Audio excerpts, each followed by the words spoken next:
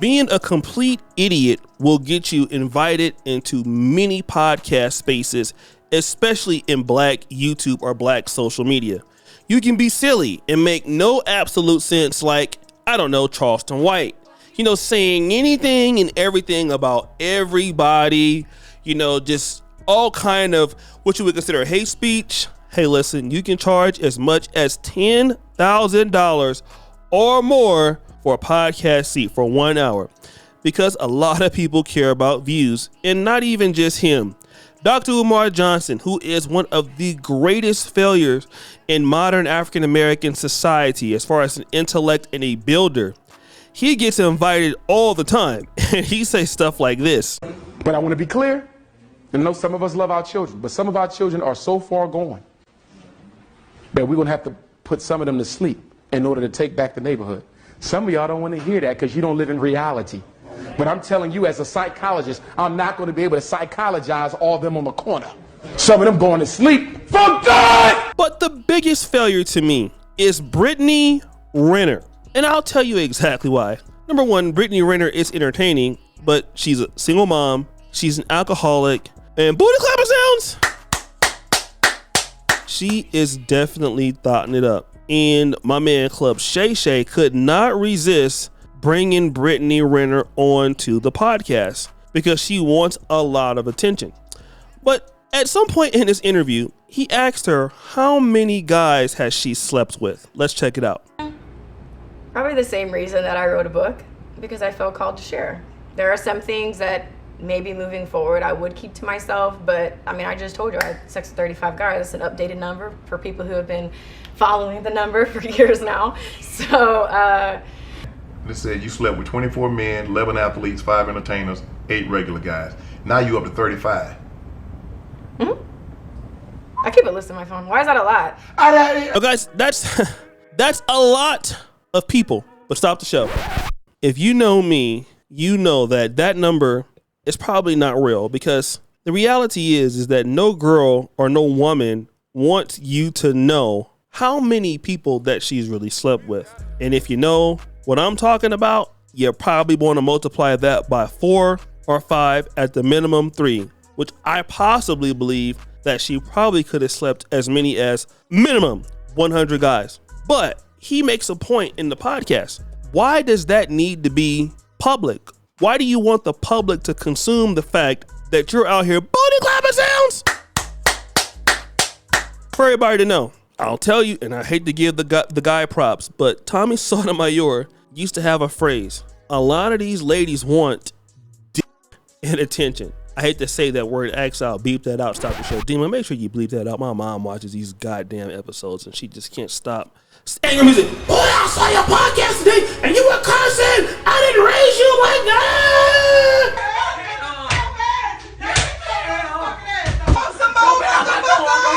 that. Shout out to my mom. But anyways, I just want to talk about not only this trend of young ladies like Brittany Renner who are failures, alcoholics, unaccountable, and believe that they know their worth like this. I didn't understand my value, and they were just mirroring back that lack of knowing. Yeah. I can't blame them for taking advantage. It was like I marked myself for clearance. And it was me trying to connect. Like, sex is better when there's meaning, when there's substance, when there's an understanding, when you have to work for it. Like, what are we doing? Sex without love or some type of bond is just exercise, you know? And when I took a step back and really started asking myself, like, what the fuck am I doing? Yeah. I was like, okay, this doesn't make sense. This doesn't feel good. How can I change this? So that really was for me like an eye opener, just not feeling good about myself after. And how did you change it? Or how will you change it? I've been on strikes since October. The problem with this is because of these ladies getting so much time on podcasts, it really gives the opportunity for a 304 to be like, you know what? My life is valuable doing this backwards ass stuff. And Tariq Nasheed, you know what? When he was talking about Sexy Red, right? I gotta play this clip. Tariq Nasheed put it right on point about Sexy Red. I did see they had Sexy Red on the carpet bending over with that same wad of money. There's a reason why her handlers have her walking around with a wad of money bending over. the handlers that be, they want you looking as much like a street hoe as possible. That's what a street hoe looks like. You bending over with a wad of money, with a wad of ones. It's not even a lot of money. So they have her sashaying around with a wad of ones, bending over. Her little butt cheeks are dry and ashy.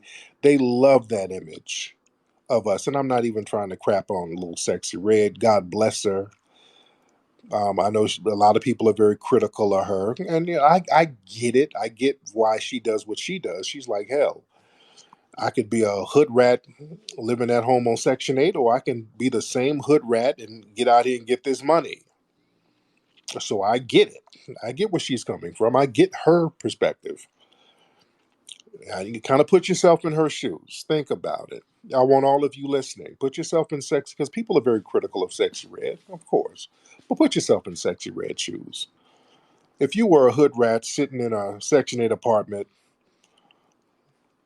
getting over multiple STDs or whatever, and you sitting in there in your struggle apartment, and there's a bag waiting on you, all you got to do is act the same way, but in front of a camera, would you take it? So basically, if I want to get fame and fortune, and I was already living in a struggle apartment and me and a dusty Th0tting, well damn, I can monetize being a dusty Th0tting. So you can't really shame me into this, because I mean, now you got Sukiana, I mean, you got Glorilla. So this stuff is gonna permeate into society, but what folks don't understand about this is that it's just not ethical, right? It's something that a lot of brothers don't really look as presentable. And again, I was listening to Kendra G the other day, and I want to give a shout out to this brother. His name is New. He talks about ladies who just don't present very well. They don't present themselves, and it's a really bad look in front of other men. Let's check it out. Men, consciously or subconsciously, every single day are looking for wives, consciously and subconsciously. It's just, do you qualify? Men are looking for wives every single day. There are a million guys like me. Like, nothing about me is special. There are guys just like me. I'm telling you, I meet them, I know them. I got partners who are very successful, no kids, no wife, or none of that stuff.